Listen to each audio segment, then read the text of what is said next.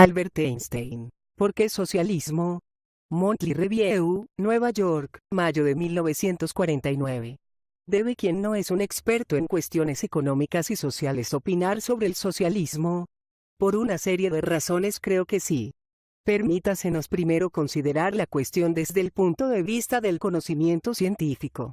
Puede parecer que no haya diferencias metodológicas esenciales entre la astronomía y la economía. Los científicos en ambos campos procuran descubrir leyes de aceptabilidad general para un grupo circunscrito de fenómenos, para hacer la interconexión de estos fenómenos tan claramente comprensible como sea posible. Pero en realidad estas diferencias metodológicas existen.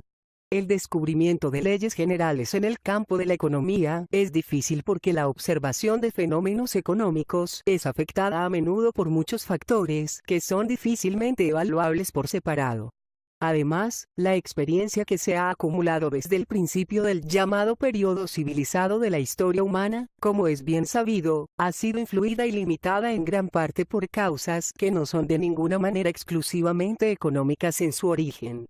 Por ejemplo, la mayoría de los grandes estados de la historia debieron su existencia a la conquista. Los pueblos conquistadores se establecieron, legal y económicamente, como la clase privilegiada del país conquistado. Se aseguraron para sí mismos el monopolio de la propiedad de la tierra y designaron un sacerdocio de entre sus propias filas. Los sacerdotes, con el control de la educación, hicieron de la división de la sociedad en clases una institución permanente y crearon un sistema de valores por el cual la gente estaba a partir de entonces, en gran medida de forma inconsciente, dirigida en su comportamiento social. Pero la tradición histórica es, como se dice, de ayer. En ninguna parte hemos superado realmente lo que Thorstein Veblen llamó la fase depredadora del desarrollo humano. Los hechos económicos observables pertenecen a esa fase, e incluso las leyes que podemos derivar de ellos no son aplicables a otras fases.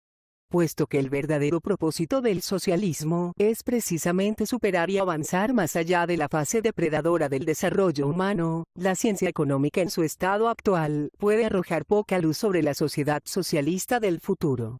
En segundo lugar, el socialismo está guiado hacia un fin ético social. La ciencia, sin embargo, no puede establecer fines incluso menos, inculcarlos en los seres humanos. La ciencia puede proveer los medios con los que lograr ciertos fines. Pero los fines por sí mismos son concebidos por personas con altos ideales éticos y, si estos fines no son endebles, sino vitales y vigorosos, son adoptados y llevados adelante por muchos seres humanos quienes, de forma semi-inconsciente, determinan la evolución lenta de la sociedad. Por estas razones, no debemos sobreestimar la ciencia y los métodos científicos cuando se trata de problemas humanos. Y no debemos asumir que los expertos son los únicos que tienen derecho a expresarse en las cuestiones que afectan a la organización de la sociedad. Muchas voces han afirmado desde hace tiempo que la sociedad humana está pasando por una crisis, que su estabilidad ha sido gravemente dañada. Es característico de tal situación que los individuos se sienten indiferentes o incluso hostiles hacia el grupo, pequeño o grande, al que pertenecen. Como ilustración, déjenme recordar aquí una experiencia personal.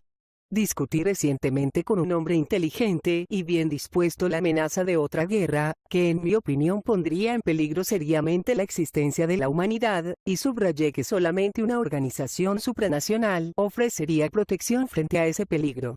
Frente a eso mi visitante, muy calmado y tranquilo, me dijo: ¿por qué se opone usted tan profundamente a la desaparición de la raza humana? Estoy seguro de que hace tan solo un siglo nadie habría hecho tan ligeramente una declaración de esta clase. Es la declaración de un hombre que se ha esforzado inútilmente en lograr un equilibrio interior y que tiene más o menos perdida la esperanza de conseguirlo. Es la expresión de la soledad dolorosa y del aislamiento que mucha gente está sufriendo en la actualidad. ¿Cuál es la causa? ¿Hay una salida? Es fácil plantear estas preguntas, pero difícil contestarlas con seguridad.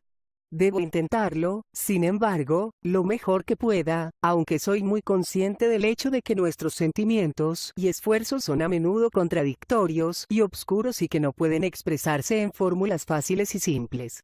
El hombre es, a la vez, un ser solitario y un ser social. Como ser solitario, procura proteger su propia existencia y la de los que estén más cercanos a él, para satisfacer sus deseos personales, y para desarrollar sus capacidades naturales. Como ser social, intenta ganar el reconocimiento y el afecto de sus compañeros humanos, para compartir sus placeres, para confortarlos en sus dolores, y para mejorar sus condiciones de vida. Solamente la existencia de estos diferentes y frecuentemente contradictorios objetivos por el carácter especial del hombre, y su combinación específica determina el grado con el cual un individuo puede alcanzar un equilibrio interno y puede contribuir al bienestar de la sociedad. Es muy posible que la fuerza relativa de estas dos pulsiones esté, en lo fundamental, fijada hereditariamente. Pero la personalidad que finalmente emerge está determinada en gran parte por el ambiente en el cual un hombre se encuentra durante su desarrollo, por la estructura de la sociedad en la que crece, por la tradición de esa sociedad, y por su valoración de los tipos particulares de comportamiento. El concepto abstracto sociedad significa para el ser humano individual la suma total de sus relaciones directas e indirectas con sus contemporáneos y con todas las personas de generaciones anteriores. El individuo puede pensar, sentirse, esforzarse, y trabajar por sí mismo, pero él depende tanto de la sociedad, en su existencia física, intelectual, y emocional, que es imposible concebirlo, o entenderlo, fuera del marco de la sociedad. Es la sociedad la que provee al hombre de alimento, hogar, herramientas de trabajo, lenguaje, formas de pensamiento, y la mayoría del contenido de su pensamiento. Su vida es posible por el trabajo y las realizaciones de los muchos millones en el pasado y en el presente que se ocultan detrás de la pequeña palabra sociedad. Es evidente, por lo tanto, que la dependencia del individuo de la sociedad es un hecho que no puede ser suprimido, exactamente como en el caso de las hormigas y de las abejas. Sin embargo, mientras que la vida de las hormigas y de las abejas está fijada con rigidez en el más pequeño detalle, los instintos hereditarios, el patrón social y las correlaciones de los seres humanos son muy susceptibles de cambio. La memoria, la capacidad de hacer combinaciones, el regalo de la comunicación oral han hecho posible progresos entre los seres humanos que son dictados por necesidades biológicas. Tales progresos se manifiestan en tradiciones, instituciones y organizaciones, en la literatura, en las realizaciones científicas e ingenieriles, en las obras de arte. Esto explica que, en cierto sentido, el hombre puede influir en su vida y que puede jugar un papel en este proceso el pensamiento consciente y los deseos. El hombre adquiere en el nacimiento, de forma hereditaria, una constitución biológica que debemos considerar fija e inalterable, incluyendo los impulsos naturales que son característicos de la especie humana. Además, durante su vida, adquiere una constitución cultural que adopta de la sociedad con la comunicación y a través de muchas otras clases de influencia. Es esta constitución cultural la que, con el paso del tiempo, puede cambiar y la que determina en un grado muy importante la relación entre el individuo y la sociedad, como la antropología moderna nos ha enseñado, con la investigación comparativa de las llamadas culturas primitivas, que el comportamiento social de seres humanos puede diferenciar grandemente, dependiendo de patrones culturales que prevalecen y de los tipos de organización que predominan en la sociedad. Es en esto en lo que los que se están esforzando en mejorar la suerte del hombre pueden basar sus esperanzas. Los seres humanos no están condenados, por su constitución biológica, a aniquilarse o a estar a la merced de un destino cruel, infligido por ellos mismos. Si nos preguntamos cómo la estructura de la sociedad y de la actitud cultural del hombre deben ser cambiadas para hacer la vida humana tan satisfactoria como sea posible, debemos ser constantemente conscientes del hecho de que hay ciertas condiciones que no podemos modificar. Como mencioné antes, la naturaleza biológica del hombre es, para todos los efectos prácticos, inmodificable. Además, los progresos tecnológicos y demográficos de los últimos siglos han creado condiciones que están aquí para quedarse. En poblaciones relativamente densas asentadas con bienes que son imprescindibles para su existencia continuada, una división del trabajo extrema y un aparato altamente productivo son absolutamente necesarios. Los tiempos, que, mirando hacia atrás, parecen tan idílicos, en los que individuos o grupos relativamente pequeños podían ser totalmente autosuficientes se han ido para siempre. Es solo una leve exageración decir que la humanidad ahora constituye incluso una comunidad planetaria de producción y consumo. Ahora he alcanzado el punto donde puedo indicar brevemente lo que para mí constituye la esencia de la crisis de nuestro tiempo. Se refiere a la relación del individuo con la sociedad. El individuo es más consciente que nunca de su dependencia de sociedad. Pero él no ve la dependencia como un hecho positivo, como un lazo orgánico, como una fuerza protectora, sino como algo que amenaza sus derechos naturales, o incluso su existencia económica. Por otra parte, su posición en la sociedad es tal que sus pulsiones egoístas se están acentuando constantemente, mientras que sus pulsiones sociales, que son por naturaleza más débiles, se deterioran progresivamente. Todos los seres humanos, cualquiera que sea su posición en la sociedad, están sufriendo este proceso de deterioro. Los presos a sabiendas de su propio egoísmo, se sienten inseguros, solos, y privados del disfrute ingenuo, simple, y sencillo de la vida. El hombre solo puede encontrar sentido a su vida, corta y arriesgada como es, dedicándose a la sociedad. La anarquía económica de la sociedad capitalista tal como existe hoy es, en mi opinión, la verdadera fuente del mal. Vemos ante nosotros a una comunidad enorme de productores que se están esforzando incesantemente privándose de los frutos de su trabajo colectivo, no por la fuerza, sino en general en conformidad fiel con reglas legalmente establecidas. A este respecto, es importante señalar que los medios de producción, es decir, la capacidad productiva entera que es necesaria para producir bienes de consumo tanto como capital adicional, puede legalmente ser, y en su mayor parte es, propiedad privada de particulares.